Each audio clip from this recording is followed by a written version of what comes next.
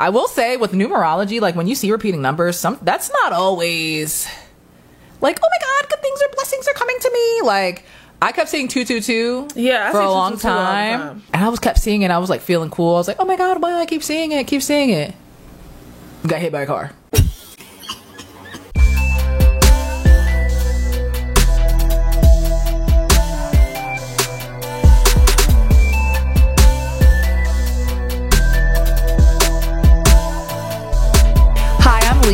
And I'm Ronnie. And welcome back to Jupiter Juice, your cosmic check-in for all things astrology, pop culture, and spiritual self-discovery. Yeah. On today's episode, we're actually going to switch things up a little bit. We normally talk about astrology, but we're incorporating other spiritual topics. Spiritual self-discovery. Yeah, spiritual self-discovery. That's what we're tapping into today. So we want to talk about initiations and what that means, the signs that you may be going through a spiritual initiation, and our story behind ours. We do have two very unique stories in regards to our initiation into our spiritual practices, and we thought it would be helpful to the public, you know? Yeah. And I just want to emphasize a couple disclaimers, I guess. So me and Ronnie are not... I know some people get initiated through like their elders or their ancestors and like Ifa and things like that, and that's a whole separate thing. Yes. So we kind of are just two gals who come from families who do not do things like that, and we're kind of pioneers of our family. Yeah. So if you can relate to that, hey, we here for you. Yes. Hey.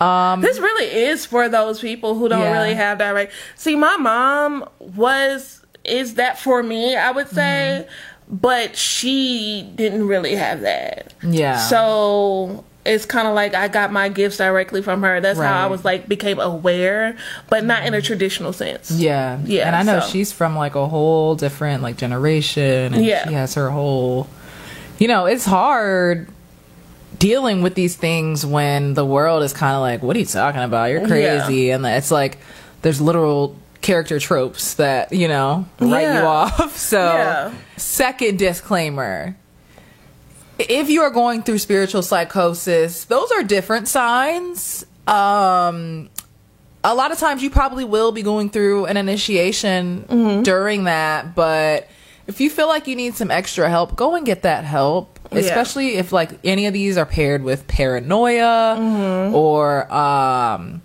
mainly paranoia is a big sign that you're going through some kind of psychosis or mania. Yes. Or things like that, and things just feel a little bit too much, or people around you are saying like, hey, we're a little concerned about you. Yeah. We here at Jupiter Juice are also kind of going to be concerned. Yes. So a lot of times the line does get a little bit blurry between like a psychosis and initiation, and sometimes I'm going to just say it, the psychosis be the initiation. Sometimes you go into that little, state. Yeah. And, if that's your journey, that's your journey. I'm not judging you, but always in conjunction with the real world and the spiritual world you want to work with, because you just want to stay grounded in reality. Stay grounded, in all of this. So, so we're going to talk about the signs that you may be going through an initiation and talk about our experiences with these different subjects. So we have 5 topics we want to touch on. So the first topic is dreams. So for me, when it comes to dreams in general, dreams is like it's a different realm, I would say, of course. So it's like in your dream state, I say it's my other life. When I talk about dreams to other people, I feel like this is my other life, that I'm other lives basically that I'm tapping into. Yeah. I would say that is how I gain insight into my waking life is through my dreams. My mom has that talent. Like she has predictive dreams. It got really crazy to the point where she kind of tried to avoid it because she predicted a very large unaliving case that was very famous here in Atlanta. It was Brian Nichols. She actually had a premonition in her dream about that case. Basically, spot on. Yeah. 7 days ahead. And she had another dream similar to that, probably like a few months later, 7 days ahead. I don't know the number 7. She is life path number 7 as well. So yeah, I don't know, but that kind of like scared her a bit. Yeah. And it kind of made her draw back from really tapping into that. But you know, sometimes you just can't avoid spirit. Yeah, you can't avoid spirit, especially during any type of initiation. Like, it's gonna be heightened to the point where it's gonna knock you off your peg a little bit, your square, and that's the point of it, is to knock you off your square. So it might be a little bit jarring. Yeah. So like I would say my first, I guess, what really truly felt like what can be described as an initiation, I started going through that basically at the start, probably like a month before, you know, the pandemic happened. One thing that happened with me was my ears started ringing. Really bad. And I went to the doctor, I went to an audiologist, I got a MRI, I got all types of scans. They could not explain why. Like, my ears are ringing right now, but they could not explain why I was having this ringing issue. And it got to the point where I did not want to exist anymore, you know, to put it lightly. It was very strange for me. I was like, what's going on? And I was getting a tarot reading at the time from a close friend. And she told me, she said, you're going through an initiation right now.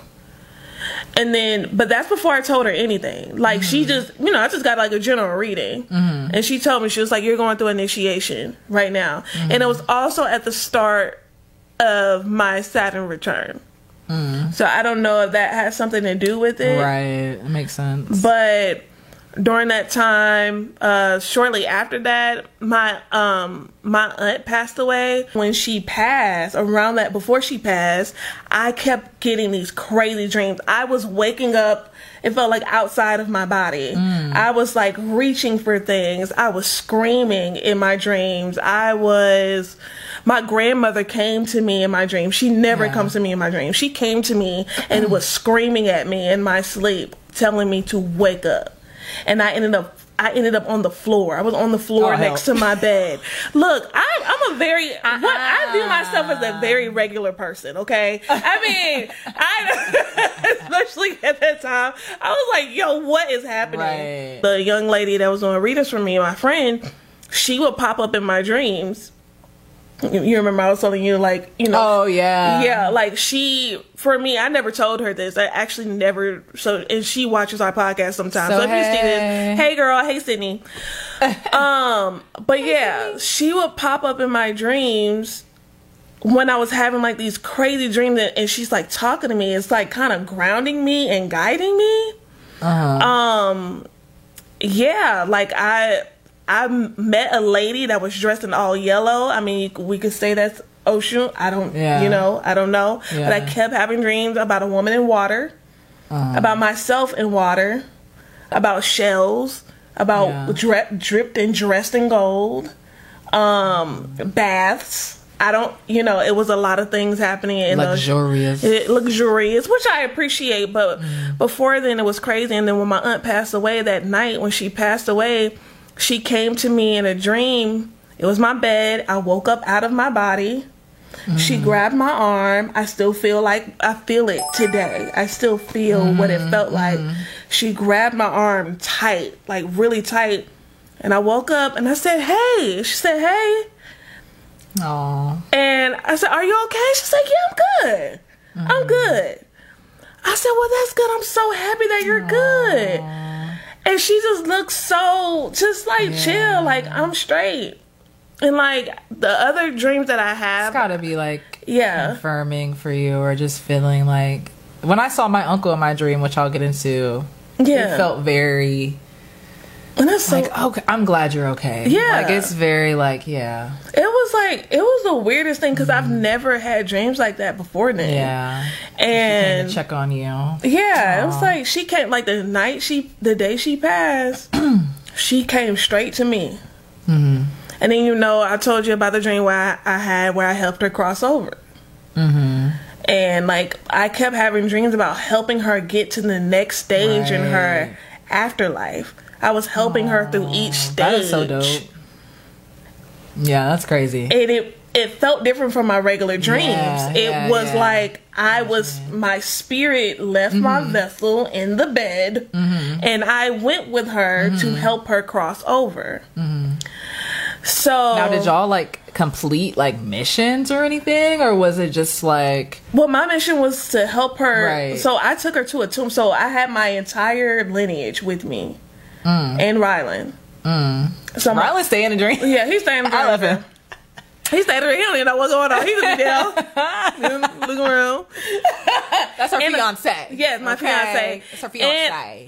And a gray cat. Oh, yeah, a gray cat. So I always have a dream about a gray cat with me when I have these types of dreams.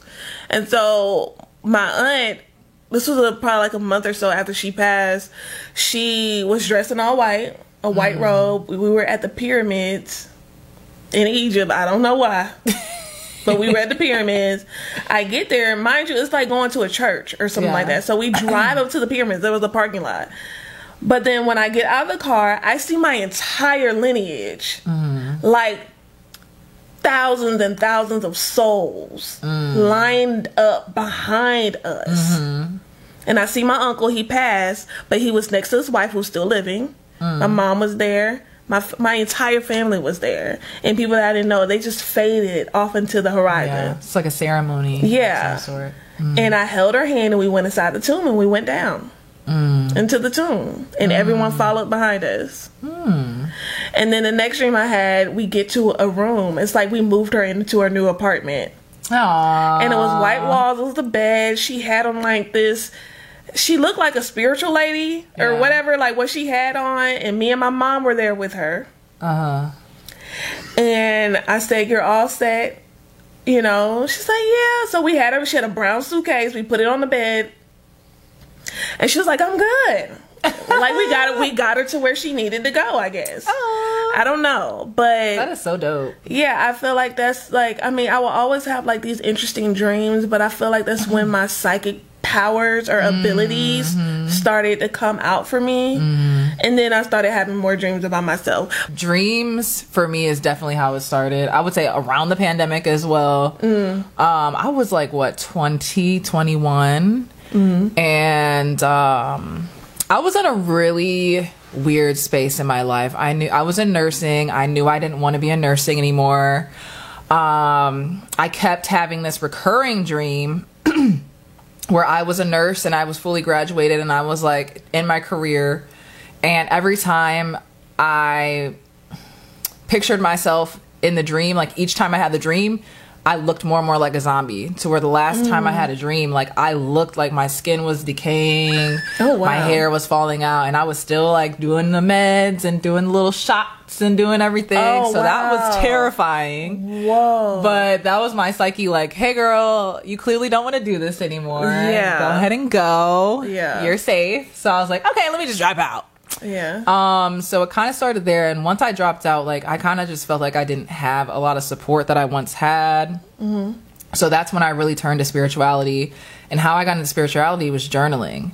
But the main thing that got me like, whoa, was a dream. In this dream, I was in my grandparents' house. My uncle came to visit me, and he was wearing all this like mint green, and he was a skinny guy. He was a skinny like Mexican dude with like a thick mustache, super tan, super cool. He was like the coolest guy ever.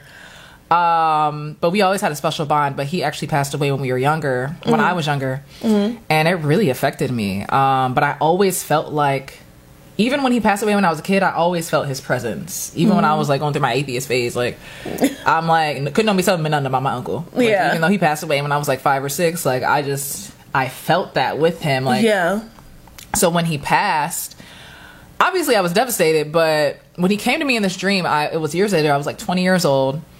So anyways, he's wearing all mint green. We're at my grandparents' house. And we go inside the house and we're walking around. We're not talking, and it kind of looks like we're moving in slow motion, and we're like communicating telepathically. And I do that a lot in my dreams. And that is one of my psychic gifts, I will say. I do have telepathy. I do not care for it.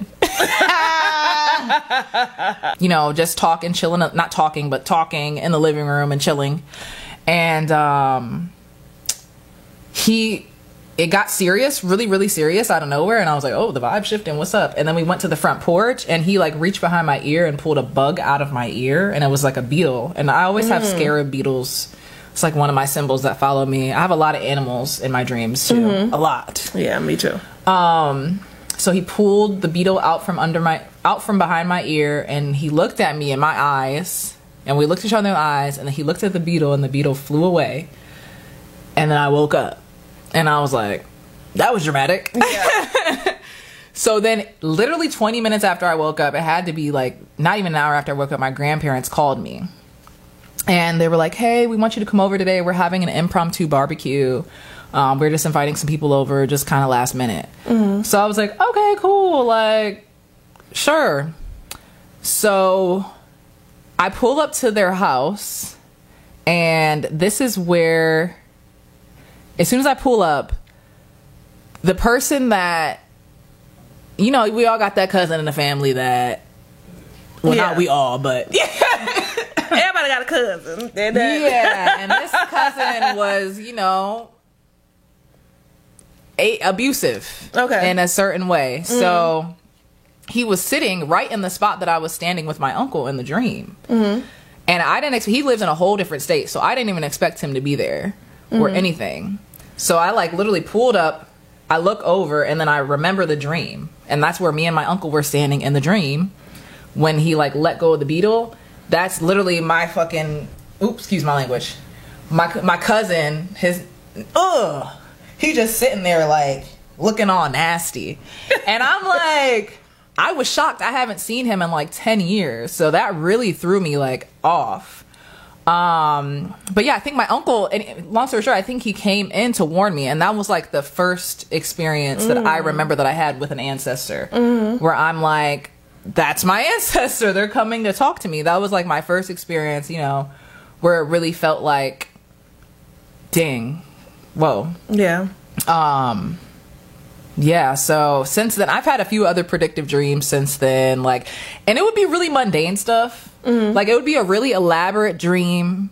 Like I remember me and my friend were in a bathhouse bathing these like really sluggish looking, like these dudes look like aliens. Like they were really gross and disgusting, and they had like boils all over them, and they had like seeping skin that we were like caring for, and me and her, and it was like a pink palace. We were wearing all pink. It gave Aphrodite vibes. Oh wow. But we were like bathing these guys.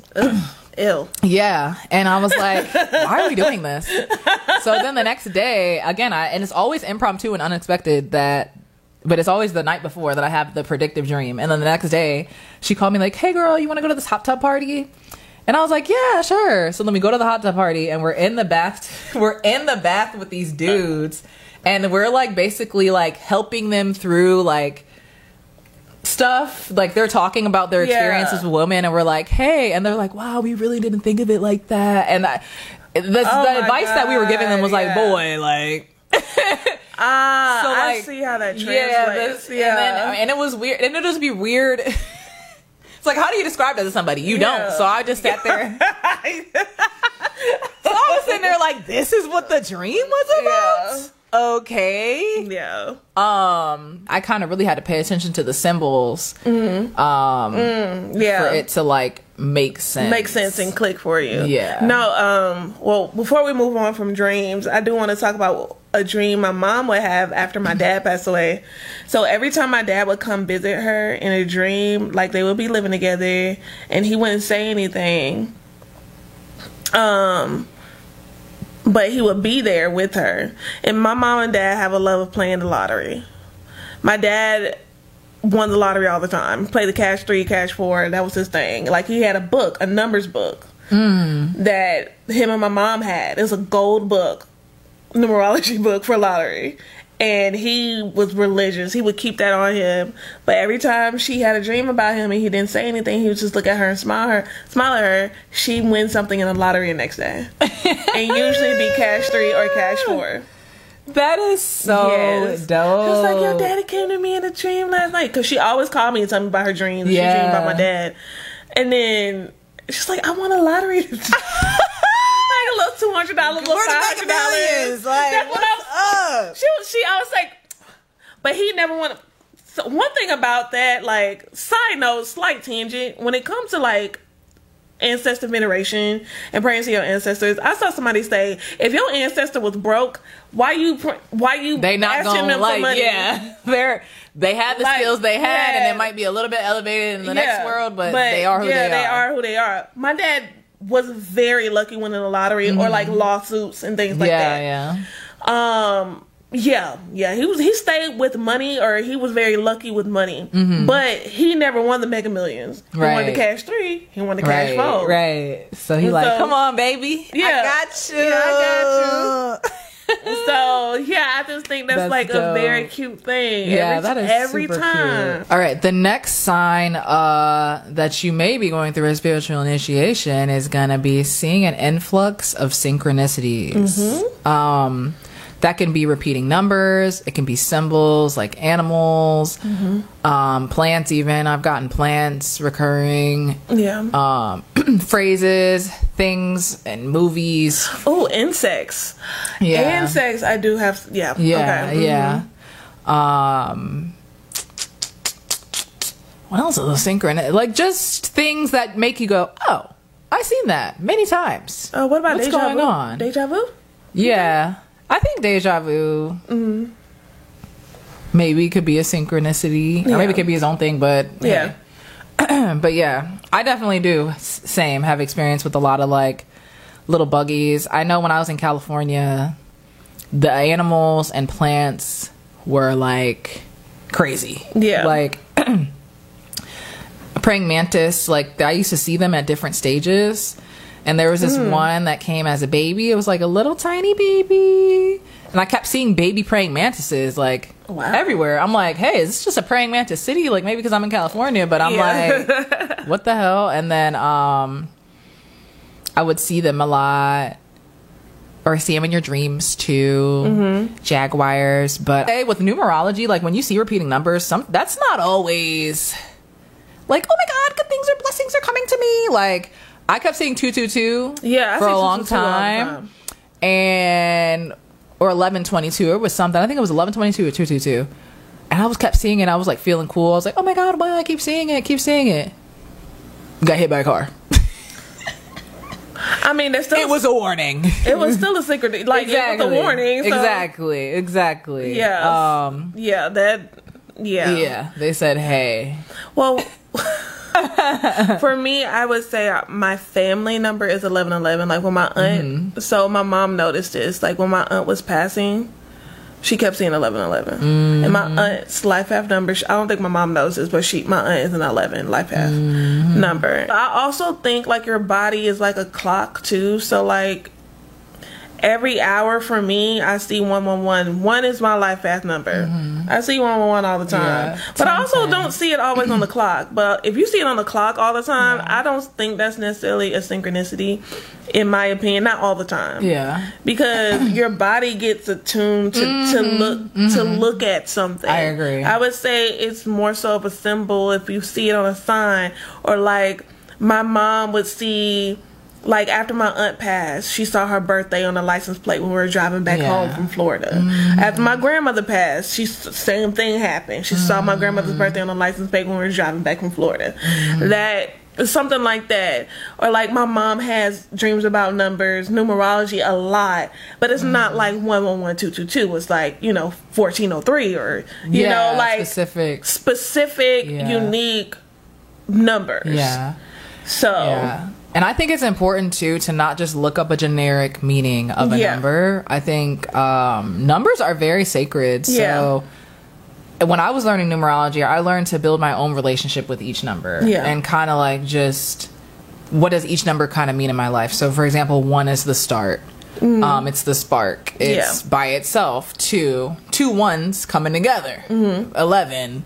Same thing. So it's like, build your relationship with the numbers and associate things with that, and then add the numbers up. What do they equal? Yeah, what do they equal? Yeah. I can't stand seeing people just look up. I mean, it's helpful sometimes, for sure. Well, yeah, and I mean, it does, especially 1 through 9, 0, it does have, a base meaning, initially. Yeah. You know what I'm saying? So, I mean, yeah, but like every time you look at the clock and you see 222, that's not a thing. Cause calm it down. Yeah, because I think that might be borderline spiritual psychosis. Exactly. So you might need to watch out for that. Hey, chill out. Now you ain't finna see 777 on the clock. So or even like I would see a lot spray painted throughout Atlanta. People spray paint angel numbers. I think a lot, but I'll see it spray painted on like concrete. On the concrete, yes. Or like mailboxes or house numbers. House numbers. Walking past a house, and you're like, And don't attach so much meaning. I would say to the numbers, like it's just a little sign, a little nudge from the universe. And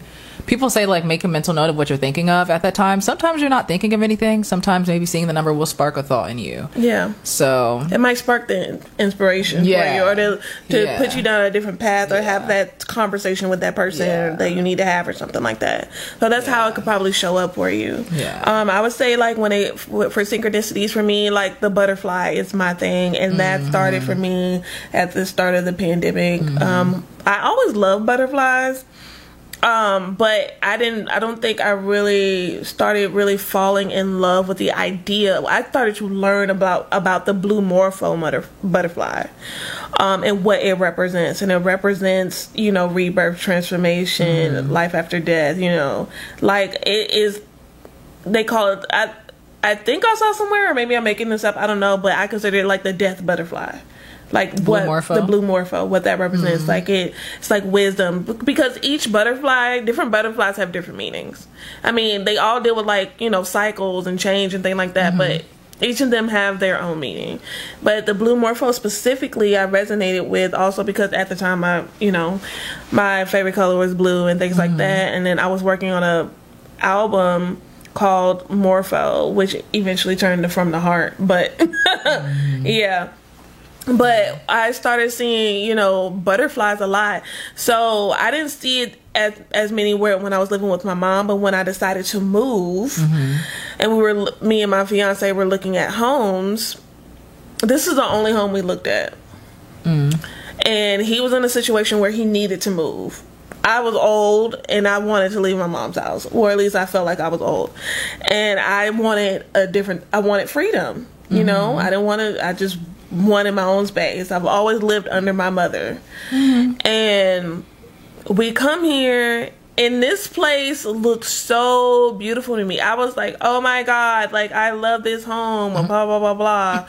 We only put in an application for this home. And I said was my home because we went to the side of the house. The sun was shining beautifully. There is a blue morpho butterfly. And how often do you see those? And I notice over here we do get butterflies often. We get them a lot. That year they were blue. The next year they were the monarch.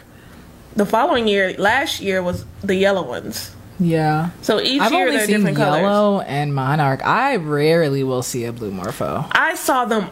They were over here by the droves that year. I saw a blue morpho butterfly. It landed right next to me, and I didn't see it. Like, it was behind me. I didn't see it at first. My fiance saw it. He said, "Babe, turn around, look," because he knows like that's my thing. Aww. And I looked. I was like, "Oh my God, there's a blue morpho." There we go. I was like, "Yo, what?" Yeah. And I just knew I wanted this home. We did not hear back about this house for a very long time. We did not know. They had to do the work behind the scenes a little bit. He was on the verge of having to get figure out a different living situation. I was fine. But I was at the studio one day and I get a phone call from him. He said, "We got approved." I said, "What?" I'm thinking it's done, you know. And I looked. He was like, yeah, move in like a week. Nice. And here we are. Hey. 3 years later. Yeah. So your lovely home. I love her house. Yeah. Her backyard is so dope. Yeah, they love, everyone who comes to my house loves it. I'm grateful. And I will leave it at that. Yeah. Moving on. Yeah. I feel like synchronicities too, mine change a lot. Like, I would say, like, don't get too attached to, like, whatever. I mean, obviously, certain things are going to be present throughout your whole life. Like, I think for me, what is present throughout my whole life with a synchronicity? I would have to think about that one. But right now, I would say for the past few years, it's been very much crows. And I will always, every day, I see a crow. Just the other day, I'm sitting out on my patio and I'm really just going through it. Like when I'm just sitting in the sun, going through it, crying. Here comes a crow. Landed literally right next to me. Like I'm here, the crow's here. They like, hey. Also, they left me little like shiny things. Child, I was gonna say, look. I was about to say something very. I was like, little dookie, you know, cause they do, you know. Okay, yeah. That's insane. And I was like, they left me their little boop boop, like no. But they leave me like little like shiny objects on the porch where I be sitting. Oh, cool. But everywhere I go, I'm like, where my friends at? I'll look up. There you go, crow. Wow. Also owls. Yeah. I started, yeah. I literally was at the MARTA station. I look up, there's an owl there. It's broad daylight. Yeah. Like at the MARTA. Yeah. I'm like, why is there an owl here? And I just kept like, you know, you'll see them scrolling on your timeline or, you know, whatever. But for like a few, like 3-4 times I went to that station, it was always the same owl, like boom, sitting there. I thought it was a statue. I'm like, no, there's no way there's an owl here right now. Yeah. Like, why is there an owl? Yeah. So where somebody was like, hey, like they're like pounding me, like tapping me, like, you see that owl over there? I'm like, yeah. I see you. Yeah. But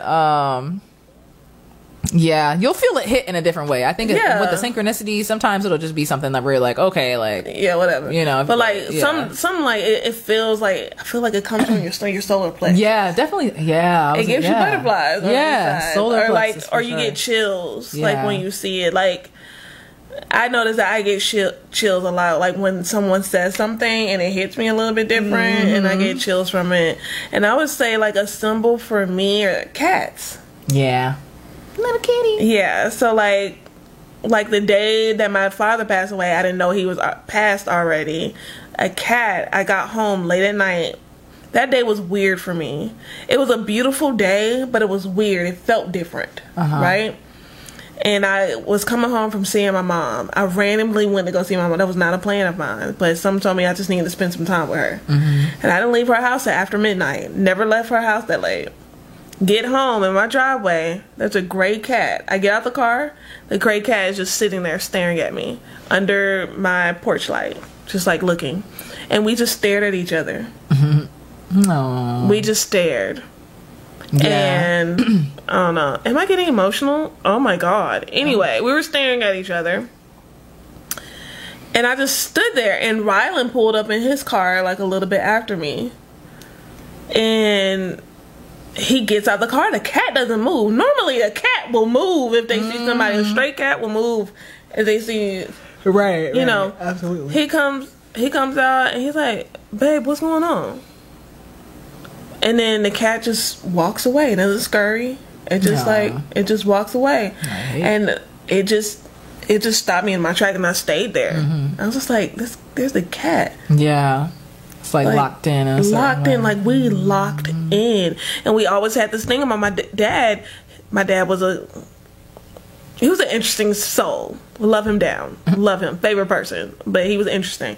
But we would always say he's like a cat. He has 9 lives. Because he was always in a situation. Leave it at that. And so that was our running joke. Yeah. And so for me to see a cat, right. Oh, and what that reminds me of is they say cats, like, I don't know what culture. I think it's in maybe Japanese culture, but I could be wrong. They're able to like leave, their spirit is able to like leave their body.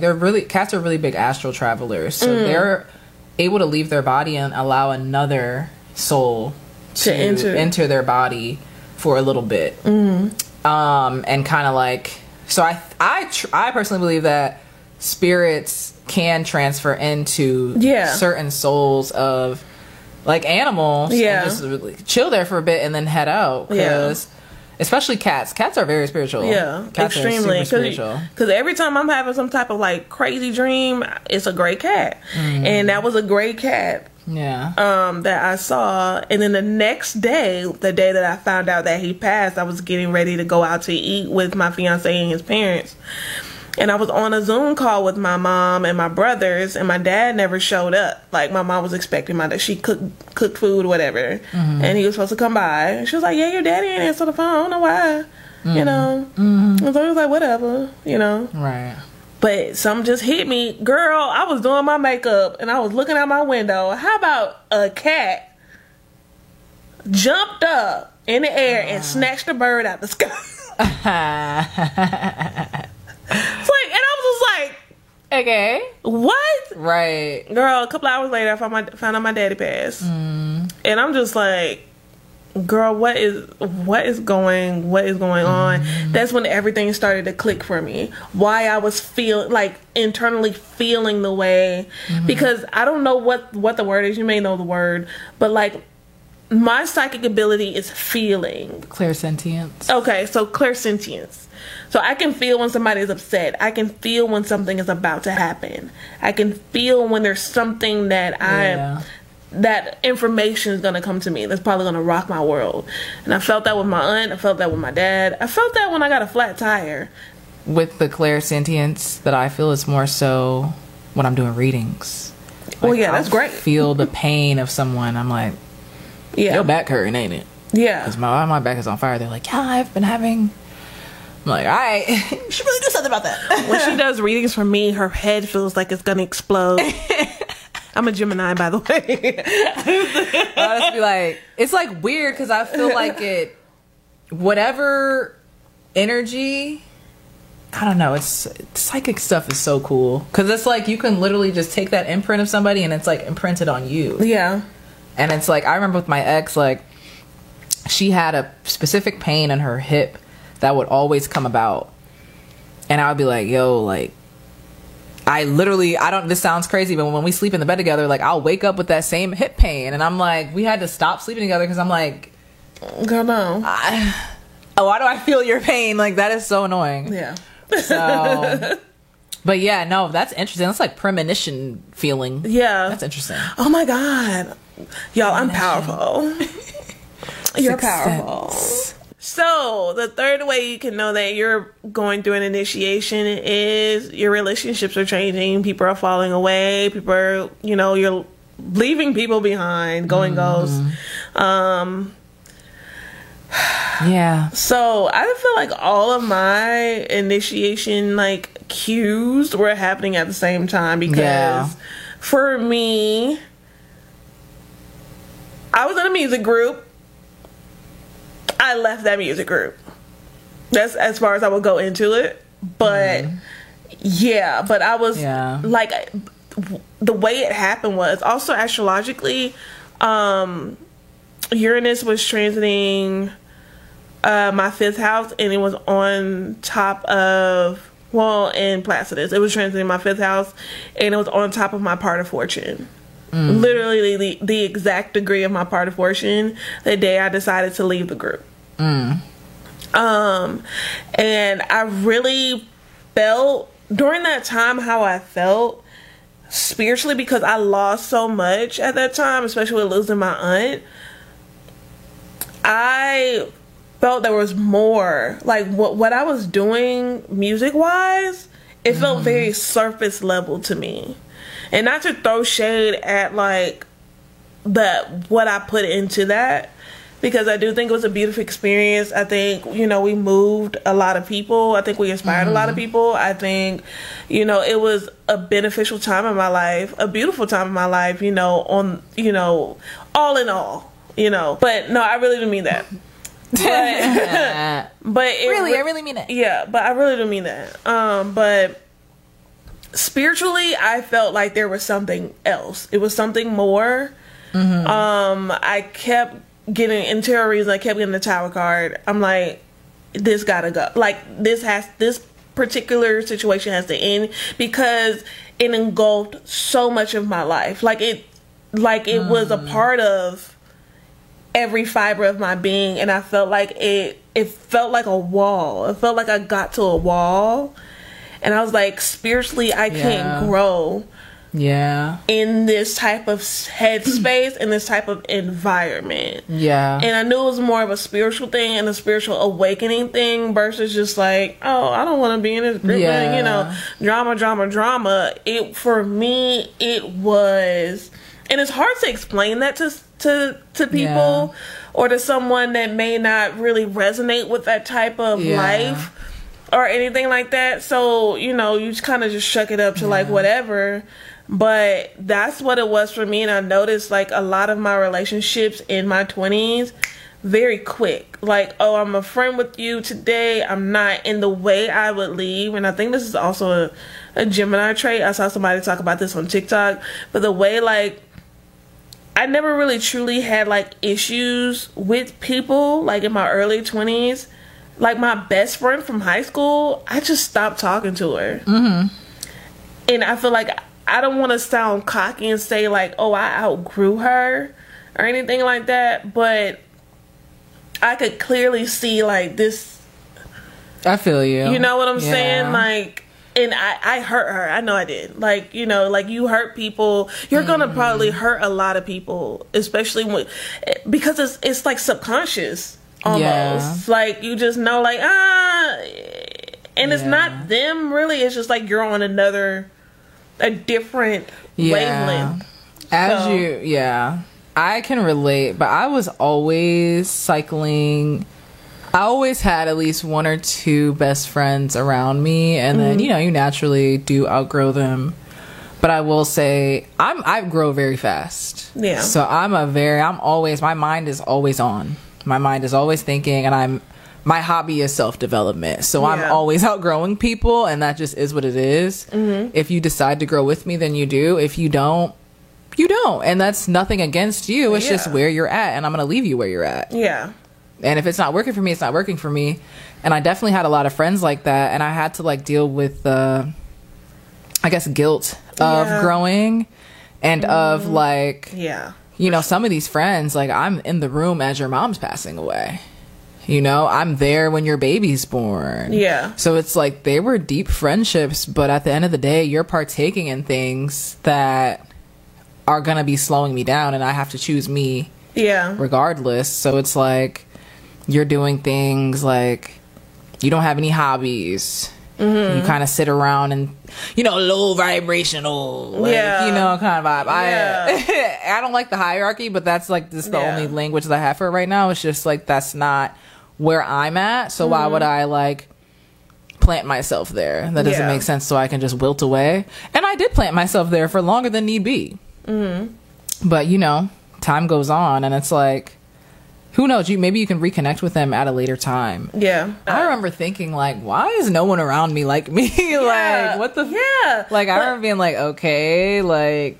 Okay. But like in high school, you get placed with these people. Yeah. When you leave high school, you find your people. You start looking for your actual soul tribe. And a lot of times people are blessed to find those friends in grade school. But as you get older, you know, you outgrow people.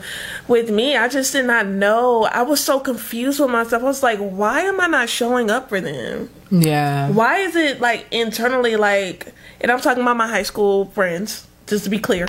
But like, why am I not showing up for them the way like I did before? Like, why am I not going to the birthday? Because I would have fear. I would have fear to like go to like their birthday. It's like a guilt fear mix. I hated that feeling. Yeah, it's like Like, I remember one of my high school friends, she was Aquarius too, so I knew me not going to her birthday situation was going to be bad. But I had this thing blocking me from going.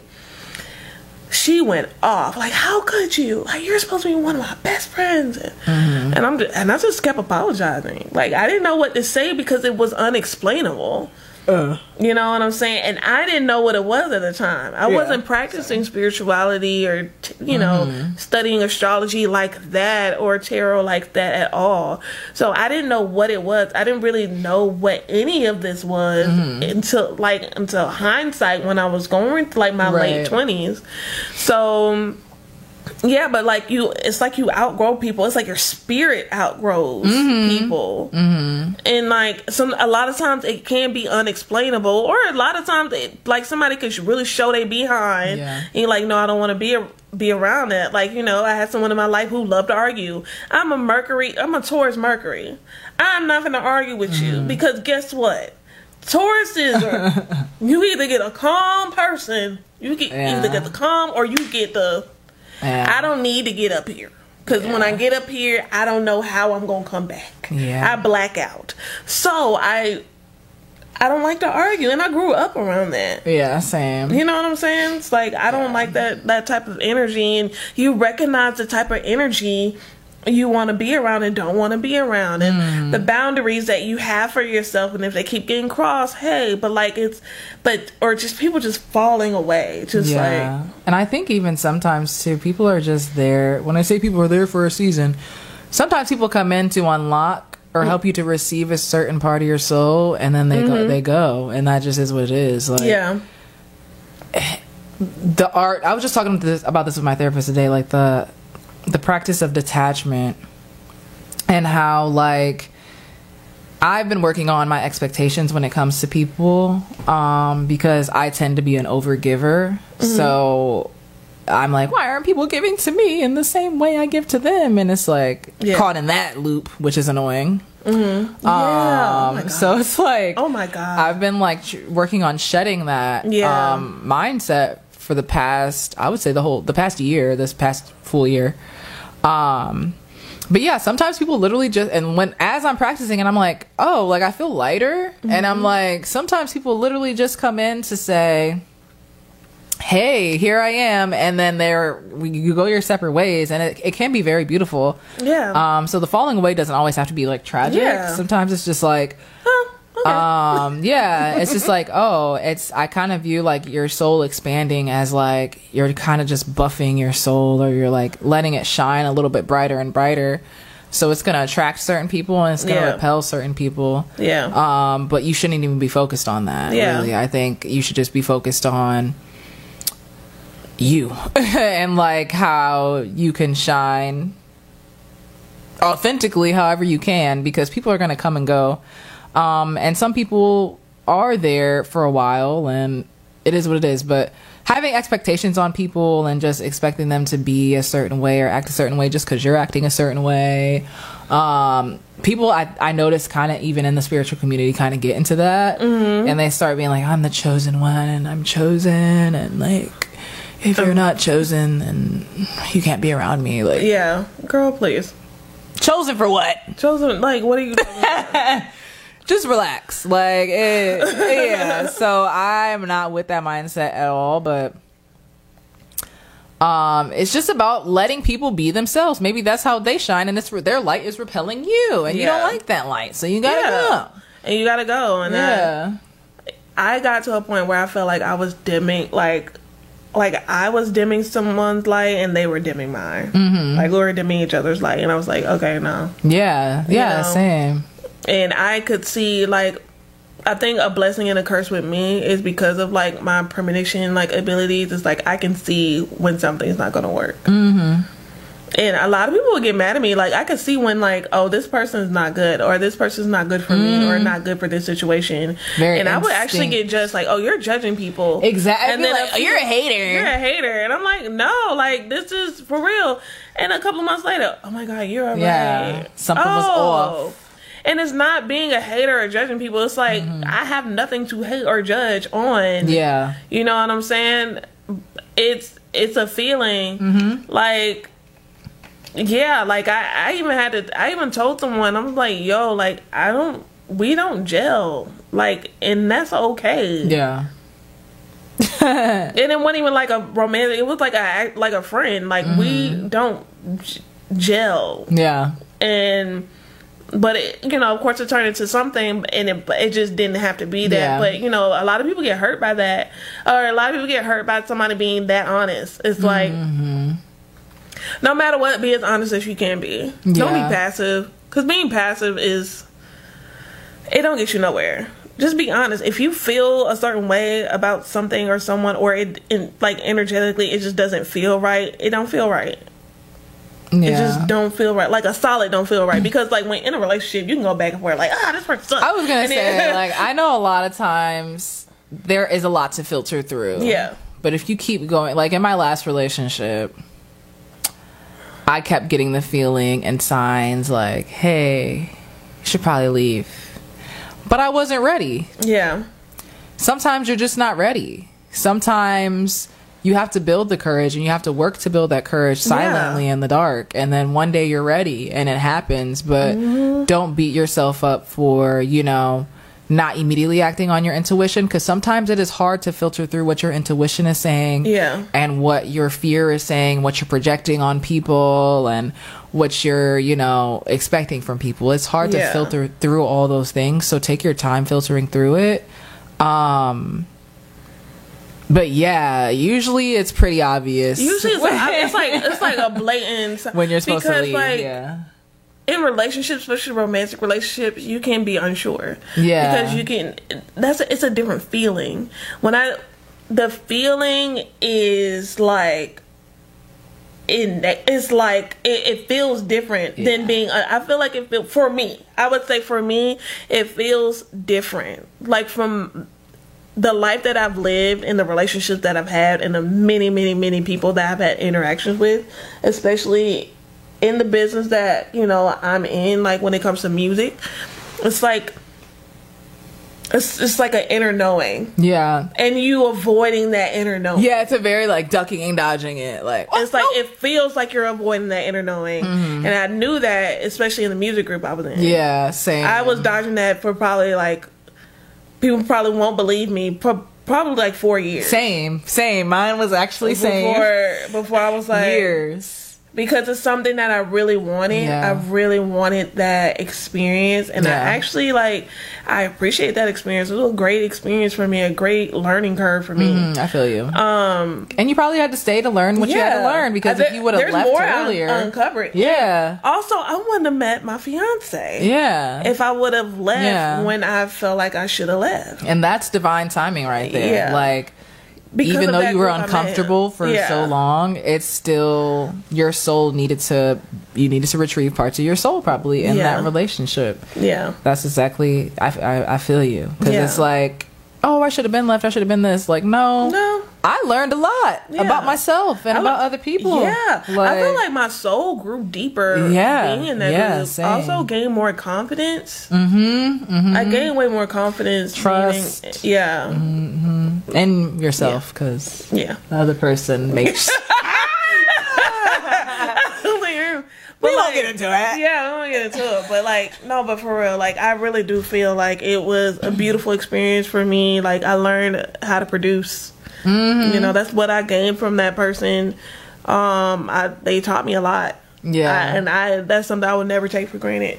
For sure. Same. I grew as an artist, and that's something that I will forever hold with me. I'm like, look, one thing I will never do is deny that someone had an impact on me in a positive way. I will never do that. Just because they boo-boo dookie. Hey, you still... Thanks. Thank you. Thank you. And I'm pretty sure there's probably people who don't want to have nothing to do with me, but I probably affected their life in a positive way as well. And that's what we're here to do. We're people. We're here to... just humans humaning. The next sign is going to be body changes. So... maybe you're averse to certain foods that you once loved, or maybe you just feel like, I don't feel like eating. Wow. Again, check in with your doctor.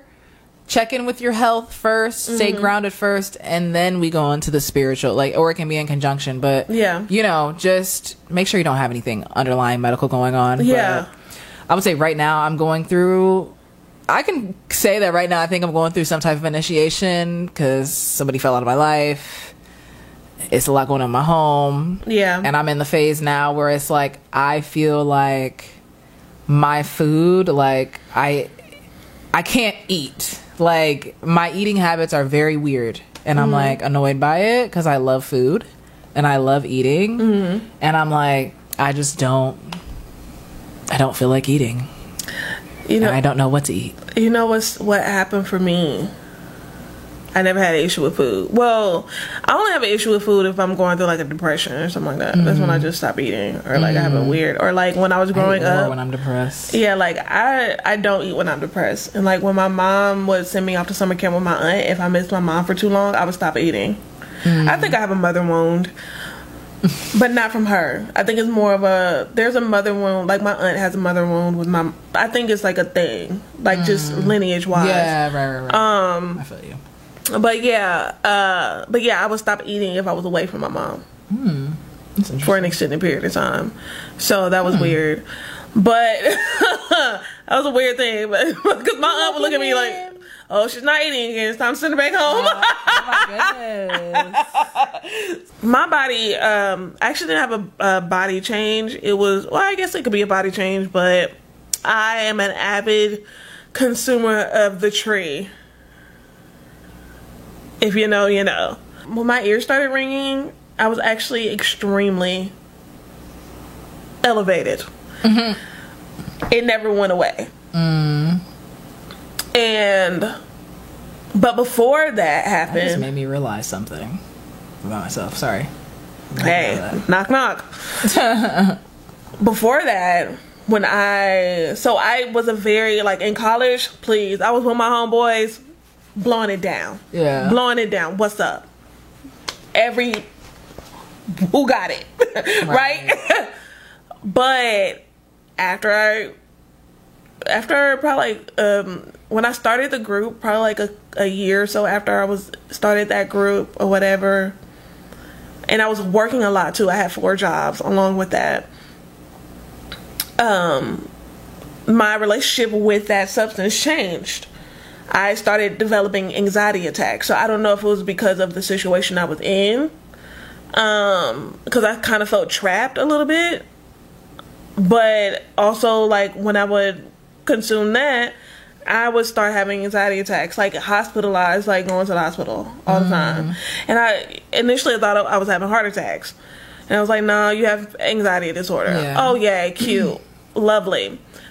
My ears started ringing 2020, and I just, like, I can't do this. Like, during that time, the initiation in the beginning stage, I could not. Same. And my relationship with weed has changed ever since. And that, I don't know why this conversation just made me realize that. Yeah. Because I noticed that with you. I used to smoke a lot, like pre-pandemic too, because pandemic is around the time that I probably would have my biggest initiation. Yeah. But to me, my original initiation started when I was growing up in a haunted house. Yeah. But that's a different story for a different day.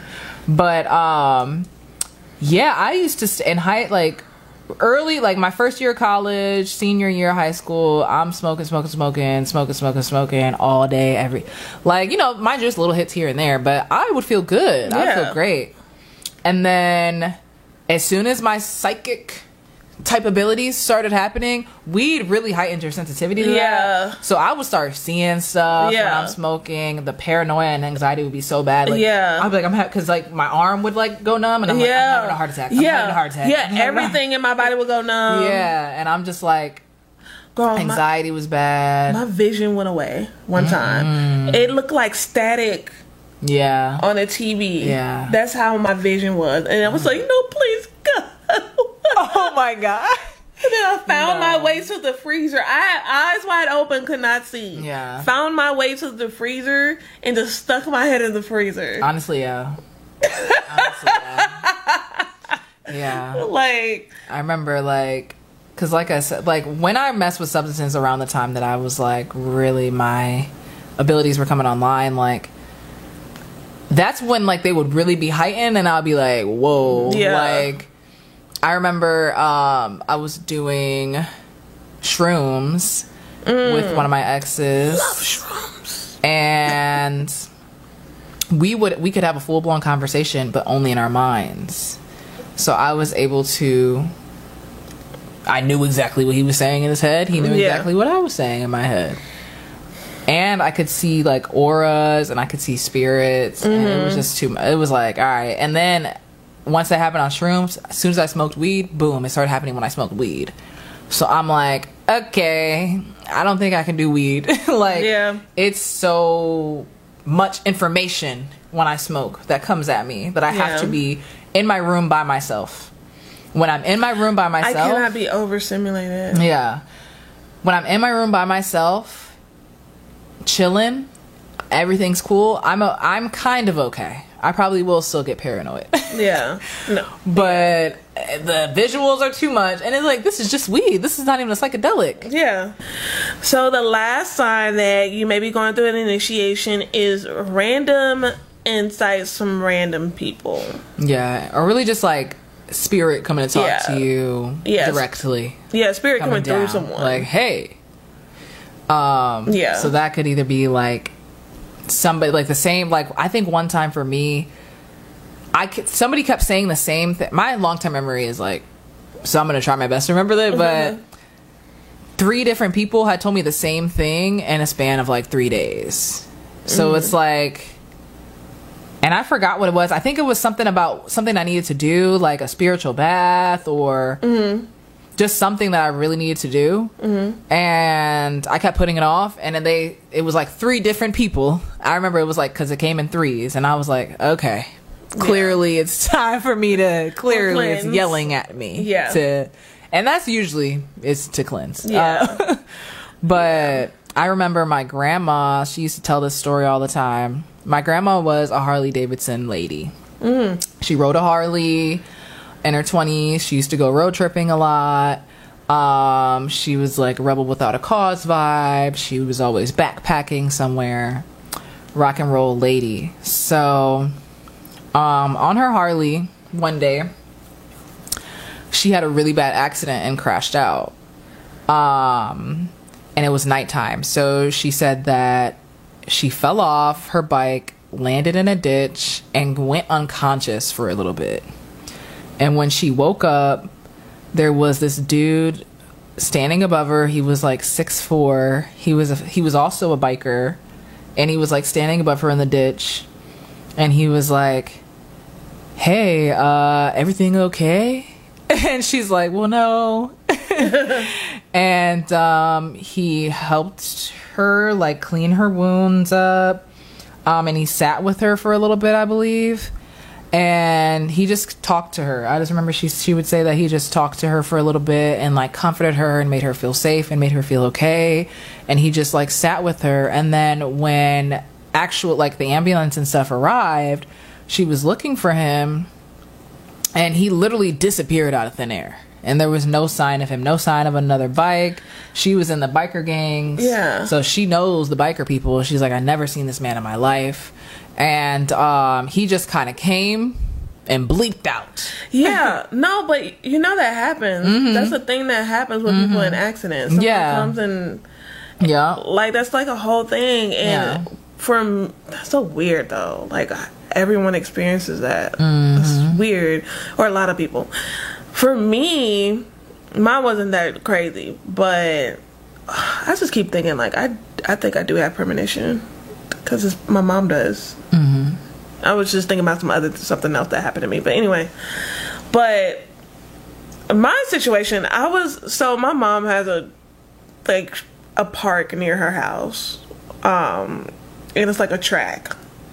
Like a little small track that old people go to walk, right across from the police station, whatever. Vibes. Yeah. Honestly, I mean, that's the safe you can get, right? So that's where I would go walk sometimes. I don't know what I was distraught about that day. Normally I remember those things. I didn't remember, but I was just walking and crying. Walking and crying in the heat. Be like that. walking and crying. Child, I was about to leave.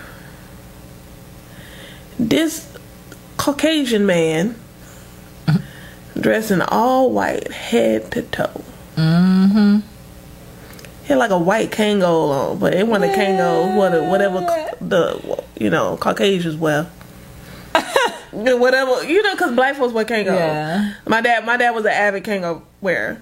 So I don't know. I feel like they have maybe it was Kangol. Who knows? But it was white. He had one of those white type of Kangol hats. Okay. And he came up to me, but he looked bright. I mean, yeah, he was a white man, but like he looked bright. Like this being, this old being, this white, and he came up to me. And he just gave me the most gentle smile. And the only thing I remember him talking about is his wife passed away. I don't know what. He just came up to me and said, "How are you?" He just asked me how I was doing. I'm like, why? Me, I'm in a black. What's going on? I feel like roles were reversed. Who's this white man? Who is this white man?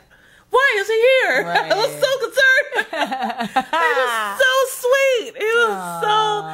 And I love that he was in all white. Yeah, he was all white, head to toe. And drip or drown? Dripped. And he was telling me about his wife who passed away. Mm-hmm. And he said something. It had to do with like missing someone. And like what he was like, I just keep remembering something she said to me before she passed, or I don't know, something. It was a random conversation, him talking about his wife, but I think it had to do with, like, it hit me a little hard because it kind of had to do with what I was crying about. Mm-hmm. And I wish I could remember the conversation, but all I remember is he gave me a blue candle. Aww. Okay. And I took the candle from him. He was like, "I hope you have a great rest of your day." I said, "Thank you." And I just went to go put the, I was going to turn around and, I went to put the candle in my car. I just turned around and put the candle in my car. I turned back around, he was gone. He out. Bye. Bleep blop, blooping in and out. Like, but I had this ocean breeze blue candle. And I kept dreaming about the ocean. That just hit me. I just got chills. I keep dreaming about water and being in the ocean and seashells and things like that. We need to take an ocean trip. Yeah. And I love the beach because I actually went to a camp called Sanders Beach in Florida. There ain't no beaches around here. Yeah, no beaches. We got lakes, rivers. But yeah, and for the longest, I don't think I burned that candle for probably like a year. I just kept it on my altar. Oh, I put it on my altar. A little gift from spirit. But him coming to me at that time, especially with me being so distraught, definitely helped me. And I will never forget him. Yeah, whoever that was, and I'm convinced he was an angel. Because I would have seen him walk away. He was old. He was like 89. Right, like he was old. Probably was. So I do definitely think sometimes people just manifest out of nowhere. Yeah. I know. Actually, recently, yesterday, I got a call from, I've been trying to get help. I'm dealing with a legal situation. So I've been trying to get help from the free lawyer group. Mm-hmm. My phone is on Do Not Disturb until 11 a.m. when I'm ready to take calls. Yeah. So you have to call me twice for it to go through. So they called me back early in the morning. I didn't get it, but then they called me twice, and I was like, "Who is calling me?" So I answered it, and she was like, "Oh, thank God you answered. I don't know why. I shouldn't even called you a second time, but I just felt really called to call you a second time." And I was like, "Okay, hey, who's this?" And she's like, "Oh, I'm part of the lawyer group. I'm just calling to let you know and give you information." So she's like giving me this information, but she kept bringing up God and spirit, and she was like, "Really?" Yeah, she was like, "I usually do not call people a second time, but for some reason, God was really pressing me to call you a second time." I got emotional. Yeah. I just got emotional. Yeah, and I was like, "What?" Okay. And she was so sweet, and she's like, what what did she say? She was just bringing up, she was telling me, resources that could help me. She gave me a business resource that we can look into. Oh, okay. She gave me a bunch, not even for the legal situation, just a bunch of different resources. And she was like, you know what? I'm also called to tell you that your talents and your gifts are really a light in this world. And you really need to start putting your gifts out there more. I said, okay. I was like, all right, thank you. And she was like, you're going to do great things for this world. Don't let this bring you down. I'm sorry. It's okay. You're about to make me emotional. No, like, oh, thanks, man. I'm sorry. Stop. Oh. I'm sorry, because you are. Thank you. I'm so sorry. I'm about to cry. Help. I'm going blind. Yeah, so I was just like, okay. And she was like, so yeah, you can go up there today and, and you can talk to them and they'll help you. So I went to the courthouse. I was not planning on going that day. I was just, honestly, I'm kind of been a very avoidant. So I was like, whatever, I guess I'll get up and go. And I had to work that day, so I really didn't want to go. But I was like, that gave me the boost that I needed to go do what I had to do. So I went, and they were so nice in there. And even like the receptionist, when I went in, it's interesting, we're talking about blue, she was wearing all blue. Yeah. And she was super sweet, and she was like, hey, what's going on with you? Like, describe your situation. So I described my situation, and she was like, dang. And then she was like telling me her life story out of nowhere. Yeah. And she was like, sorry, I just felt compelled to tell you that. I was like, okay. And I ended up getting just a lot of help that day and a lot of support that day. And it just gave me kind of a boost that I needed to kind of just keep going. And I think that's the point of that, is like to give you like that push and that boost to like, hey, it's gonna be all right. You're going through, because spiritual initiation, anything with initiation, it's not meant to be easy. It's not easy. But they show up to let you know that you are still supported, even though it is hard. Yeah, because during that time, like, my intuition has been very blocked. My spiritual practice, I'm usually very, very tapped in. It's been blocked bad. So it's on purpose.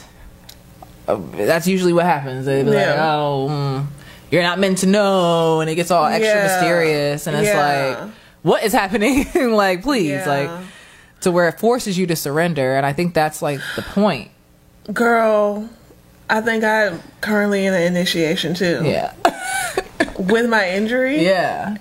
And it makes sense. I was like, why? Yeah. I thought I was doing it because my mama had been telling me. She was like, yeah, she had a plan, and she was doing it. Maybe it's setting us up. For because it gave me more time to put into this. Yeah, so. I think it's setting. This is giving me confidence. Yeah, for sure. And trust in myself and confidence, and to really face my avoidance that I have for hard things, because I just feel like I don't want to. Yeah. I will lay down. So that rounds it out. Right. We say all that to say. It was a very long, drawn out video, but we haven't yapped. No. And I think we both are very spiritual girlies. Yeah, we love astrology and things like that, but we are very tapped in, and we hope that we can inspire you guys to like not avoid your initiation and your spiritual gifts, and then really embrace it. I mean, you were given they're gifts for a reason. You were given them for a reason. And you don't have to be afraid of it. Just, if you need support, you can like DM us. Hopefully soon we'll start a Patreon or something, or like, a community. We want to build a little bit more first, but something that I know that I do want to do is start connecting with people and helping them, because I am wiser now, especially going through that and experiencing that and really knowing my gifts, and not being, because when you're going through it initially, like, you're blind to it. You're blind. So it's like, I would like to be, a helping hand for, select individuals that need help going through this thing or whatever. I think it's really important to rely on your community, especially to avoid like psychosis, and that's spiritual and psychosis in the church. We're keeping it real, like all of it. Definitely, because no matter what you practice, you can still experience psychosis. Hello. Speak on it. Yeah, so it is not, it does not discriminate against anyone. So regardless of what you practice or what you are tapped into, having community is important. Having discernment is important. Discernment definitely is important. I have a friend who is a Reiki healer, and she told me she has like women's meditation on Tuesdays, and she mentioned something when it comes to like your mind. For me, she was like, when it's like a whole bunch of chatter, that's not spirit. Spirit is when you're calm and something hits. When it's a whole bunch of like noise going on, that's not spirit. Yeah, and that's why meditation is very important. Yes. Meditation is very important. I have a hard time meditating. How I meditate, like a traditional form of meditating. How I meditate is playing frequency music, or I'm playing regular music and I'm journaling. Yeah. Sometimes movement and activity is like needed. It's not always just sitting and dancing. Is another thing. It's considered a spiritual type of form of meditation. Walking in nature. Oh yeah, walking, girl. Going to because you know me, I love going to Sweetwater Park here in Atlanta. Every time I went to Sweetwater, it was like a spiritual reset for me. Like hearing, like being by the river and hearing the water rush is so cleansing. And it definitely opens you up. So just finding your thing, your shtick, whatever they call it. Yeah. Maybe we can do something on that, like how to stay grounded during. So let us know if you made it to the end of the video. If you want to do like a part 2 on how to stay grounded when you're going through a spiritual initiation. Or going through anything in like crazy in life. Anything that's just overwhelming, and let's just do it anyway. Yeah. Well, we're gonna do that video. That's our next video you can look forward to. Because as I was sharing, because I'm a big meditator. I have a very extensive meditation practice, but it's not just what everybody just thinks is just sitting there. Like there's a lot to it. So stay safe out here. Hope you're doing well. Love you. Doing well. And hey, we're here for you. Also, just to let you guys know, if you didn't make it to the end of this video, God bless you. But we are doing a giveaway. So we're offering 1 tarot reading and 1 mini birth chart reading. At the end of the month, we are currently going to be doing, by the time you see this video, you'll probably already see a post where you can enter to win these perks. So definitely stay tapped in for that. You got to be subscribed to our YouTube channel, of course, and you have to be following us on our social media platforms. That's it. Well, we hope you enjoy this video. Until next time, I am Ronnie. And I'm Lee. And thank you so much for watching Jupiter Juice. Bye.